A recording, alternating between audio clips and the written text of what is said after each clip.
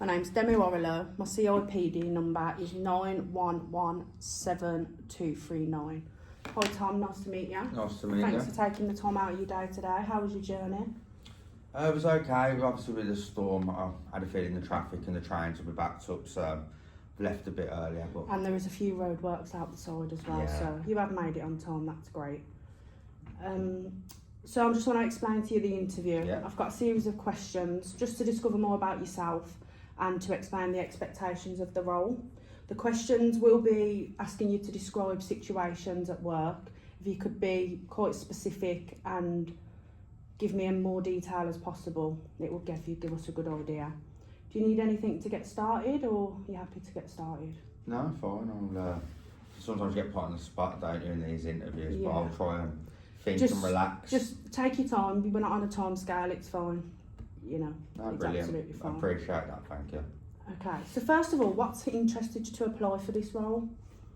Well, the actual job specification, said that right, it's quite similar to what I've been doing at my current company, but where I'm at now, it's quite, there's no glass ceiling, you can't really progress. And while I enjoy it, I'm looking to move up, and eventually go into management and lead a team, and I can see that this has the potential for the opportunity to go into that eventually.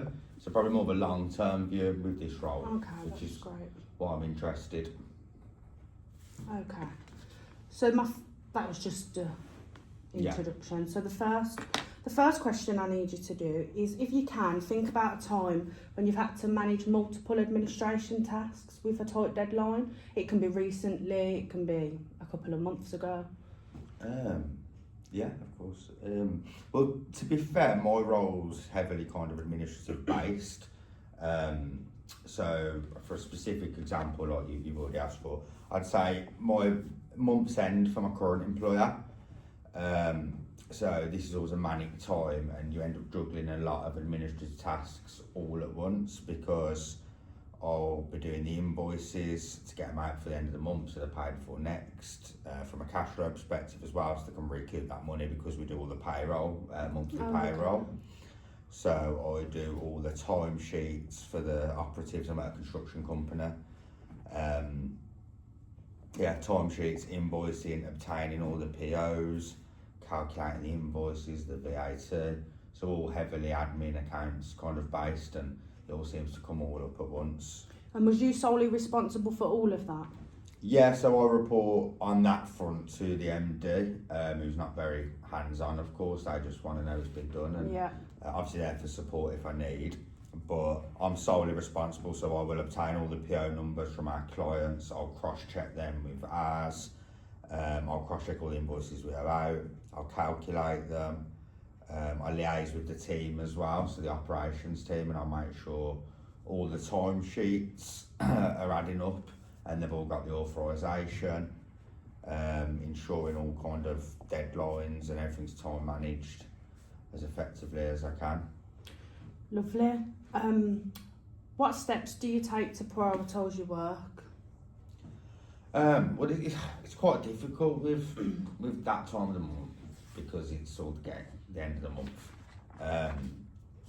because it's really heavy kind of all at once. So what I do try and do though is get a step ahead. So the week before I know that's happening, I'll maybe stay an hour later after work, get ahead of my day-to-day tasks. I know it's going to be a pretty heavy week. I'll try and time manage kind of as effectively as I can, in the sense I'll preempt that I need authorisation the week before rather than be chasing it. And if I've got any kind of duties that I can delegate to people that aren't as important to that, I'll do that to free up my time.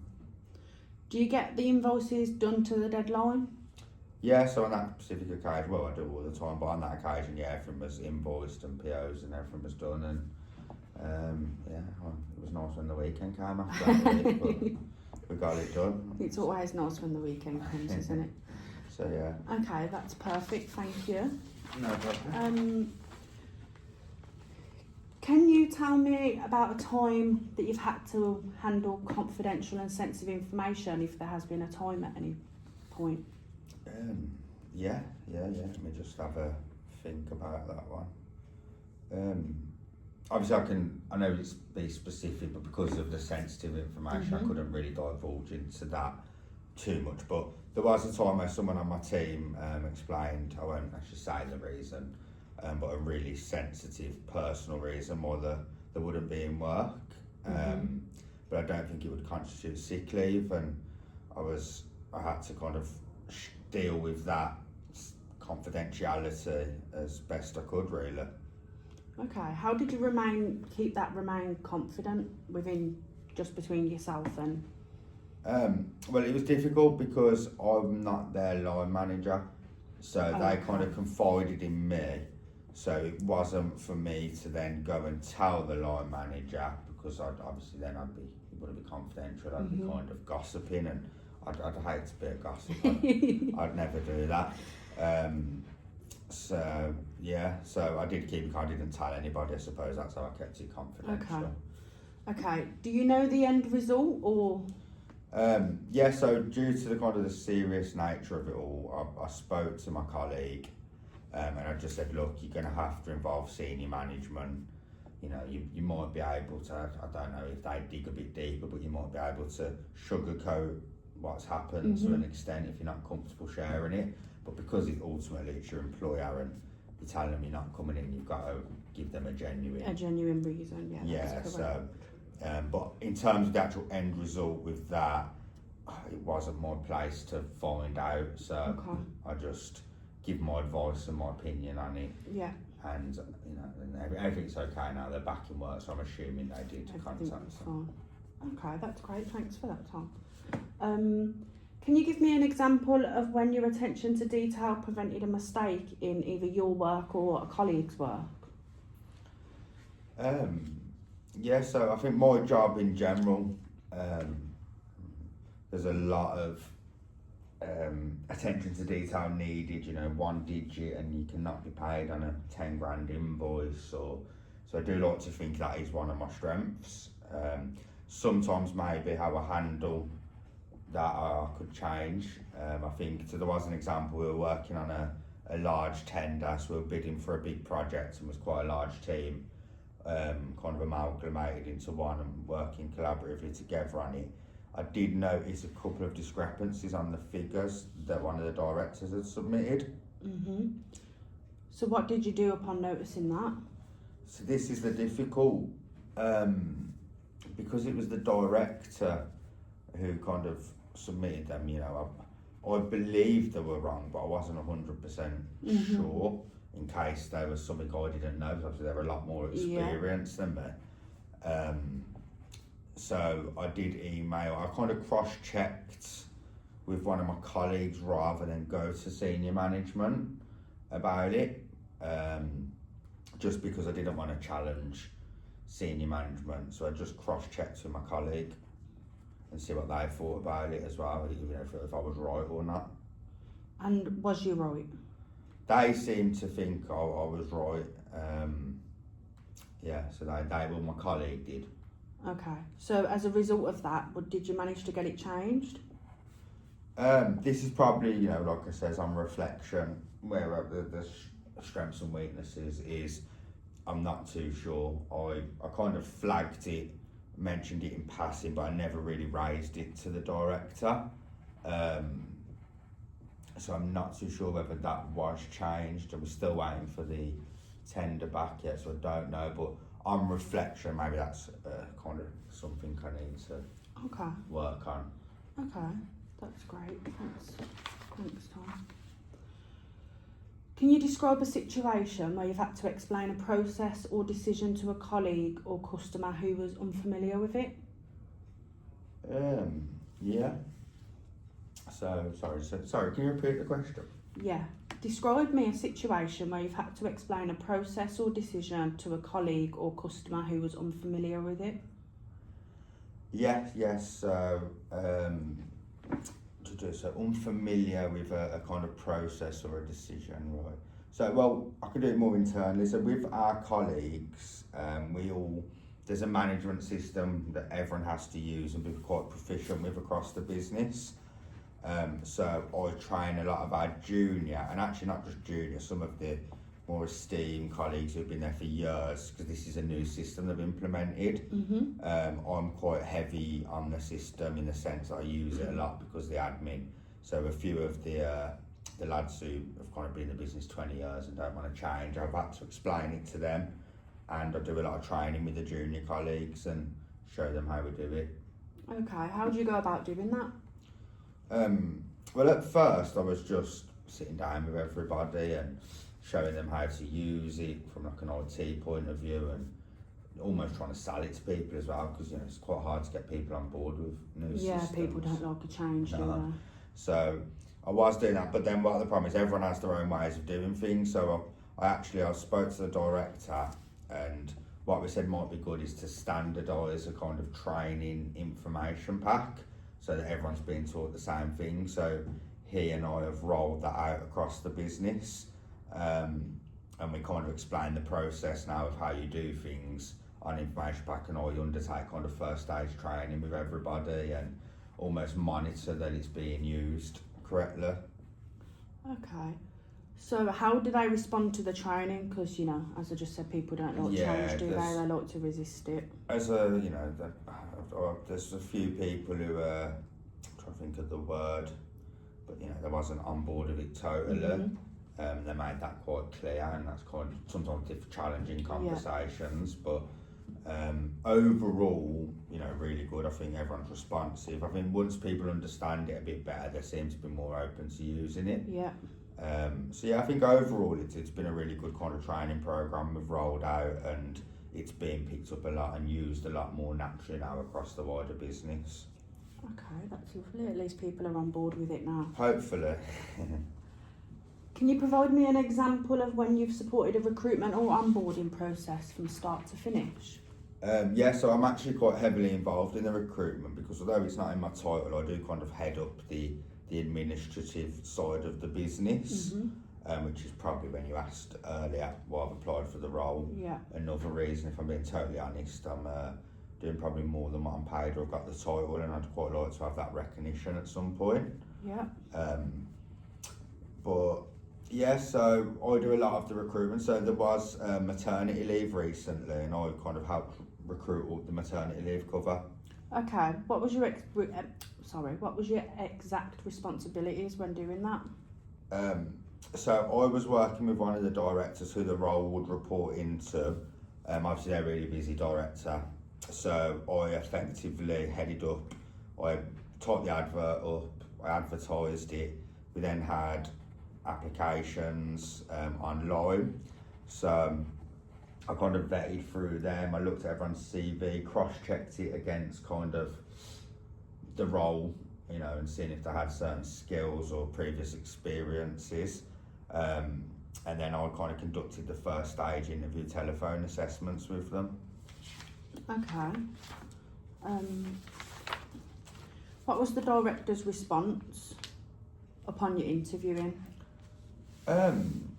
Good. So basically I do the first stage, and then at first I was just talking to everyone and kind of going, who had the experience, who I kind of liked, I suppose, to a degree. When you're interviewing someone, you got to picture yourself working with them. But what I've done then is I got a little criteria, and I kind of started scoring people against the criteria of their experience, just so I could be a bit more objective. So I then put forward the shortlist of everyone I spoke to, I thought was genuinely interested, and the director's response was really, really good, because I think he interviewed 3 out of the 3 people I'd sent, and I think he did actually say, he'd happily offer all 3 the job, and he has just put the contract out now to the girl who's starting next week. Oh, okay, that's good. Did you learn anything from the experience? Yes, I think at the start, like I said, I was just kind of speaking to everybody, and then I was coming off the phone. I had to track it a bit, and hence why I kind of started scoring everybody, and I'd ask certain questions, and it was the first time I've been involved in recruitment in general. So overall, that kind of process, and I feel like if I was to interview someone else now, I'd be a lot more confident and more assured in what I'm doing because of that experience. So I feel like I learned quite a lot from that process. I did really enjoy it. That's good. Can you tell me about a time that you've identified an issue in a process and took steps to resolve it? Yeah, so, and as I said before, I have sometimes issues when I do identify issues and mistakes, and it's how I kind of take steps to resolve it. But there was a time where we do timesheets for workers, so everybody works off timesheets, all our operatives. And that, I think, as I mentioned in the first question, second, we have a really busy week at the end of the year with all the POs and admin. So sometimes just to be as quick as possible, you'll call the hiring manager, did X, Y and Z work 37 hours last week, yes or no, and you jot it down, but you're doing it over the phone. So the slight problem with that is we started to get discrepancies. We'd have sometimes people would say, oh no, actually it was 36, but we'd already processed 37 hours. And that's just how the business has worked for years, but I could see an issue with that, and there was starting to be internal conflicts and everyone was blaming each other when there was a mistake. So that was a real big issue for the business. Okay, so if this was to happen in the future, how could you apply it? Well, I did kind of, what I've done moving forward is we've just said from now on that everything's got to be in writing, it's all got to be email, so now you can't get verbal contact again. So it was something that I didn't directly implement, but I did speak to my director on this one, and we agreed kind of moving forward that timesheets would have to be obtained via email, so there's always an email chain, there's always proof in writing. So I think the outcome of that one, like you asked, was quite well, to be fair. And in terms of, like you said, applying it, I think the fact that I've had the confidence to kind of go to the director and say something was wrong, and I've seen now that actually they were grateful and thankful for that. Moving forward, I would challenge and kind of be a bit more confident in it. Yeah, in managers. Okay, that's great. Can you describe a time when you've worked closely with others to achieve a shared goal? Yeah, well, Sam, I think I already mentioned, we were working on a large kind of tender to win a big project, and that was kind of, quite a large team effort. Okay. What was your exact role within the team, Tom? So I was doing a lot of research for material costs and doing all the procurement so that we could price up how much the job would cost us from a materials perspective. Okay. What do you feel went well working in the team, and did you enjoy the working environment? Yeah, so my role, like I said, I've got a few people that kind of, indirectly report to me, but it can be quite isolated because I'm just kind of doing the admin, the POs, the invoicing on my own. So this was nice to be included. It was a real big team effort. It was something that was important to the business, so it was really good to feel like I was really helping row in the same direction as everyone. And it was just good. I feel like I got a lot of exposure to a lot more of how it all works because I'd be doing the materials, I'd be speaking to one of the directors who was working out the labour, and they would then show me how they were working that out. And I just feel like when you're in a team environment, you can all learn from each other, and it's easier to ask for help when you're all kind of working on something quite similar. Okay, perfect. And the last question for you today, Tom, is can you tell me about a time when your work priorities changed suddenly for a reason that couldn't be helped? Yeah, so actually just last week I was working on a construction project, then we programmed it in, but the weather made us very much change our work priorities. Obviously you can't control the weather. No, can't, unfortunately. So we had a team, it was really raining bad, so we had a team who couldn't work on the Monday like they were planning to do, which was a real big issue. How did you overcome this to make the team more productive and the project complete? Well, once I got out of the state of panic I was in, because everyone was calling up saying what we're doing, and I just thought, well actually there was work, I had to go and pick materials up the next day, which obviously you can still drive in the rain, so I switched it round and called up the supplier, asked if the materials were ready, and they went and actually picked them up on the rainy day so that they could. So we just switched it round. So it was quite pragmatic. But I kept them productive, and so good. Do you feel like that gave you experience to be more prepared in the future for anticipated events? Yeah, definitely. I think you got to make me realise what pragmatism and being reactive rather than panicking. Sometimes when things don't go right, you have a natural, it's a panic, and but it's a case of, well, this has happened now. What can I do to resolve it? Okay, perfect. Thanks, Tom. That's all the questions I've got for you today. I appreciate you coming today. We do have a few more candidates to interview, but if there's any questions or anything you need, you do have my email address, so please don't hesitate to get in touch. No, brilliant. Okay, thank you again for meeting me. Thank you for taking the time to meet me.